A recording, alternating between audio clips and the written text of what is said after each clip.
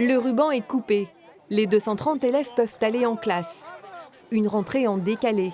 Jusque-là, les écoliers de maternelle et élémentaire avaient cours dans des préfabriqués. Aujourd'hui, ils découvrent leur nouvelle école avec leurs parents. On n'en pense que du bien, ça fait longtemps qu'on l'attendait. L'ancienne école était assez vieillotte.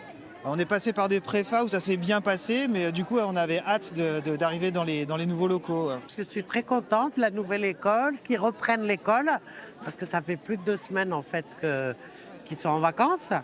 Donc Tania est ravie. Je suis très contente de retrouver mes amis et aussi l'école, je trouve qu'elle est très belle.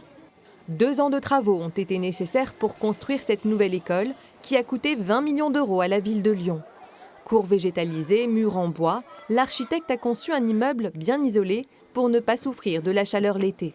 Un bâtiment simple, performant et adapté aux enfants, performant par son enveloppe thermique. C'est un bâtiment qui a été construit exclusivement en bois, isolé en paille. Et il y a énormément de matériaux biosourcés et géosourcés qui ont été utilisés pour construire ce bâtiment. Et on va passer au premier étage où déjà les classes sont en place. La directrice est fière de son nouvel établissement et de ses 17 classes. Un bon environnement, c'est l'assurance d'un meilleur apprentissage. On a de la chance de rentrer dans un bâtiment tout neuf déjà. Un vrai challenge. Je crois qu'on vit ça qu'une fois dans sa carrière. De déménager une école, c'est un peu éprouvant, mais c'est extrêmement intéressant.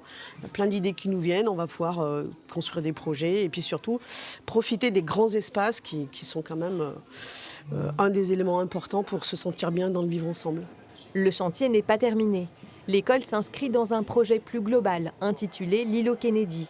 21 000 mètres carrés, bientôt sortis de terre. À côté du groupe scolaire, il y aura les ateliers de la danse, un complexe sportif et une piscine d'ici fin 2027.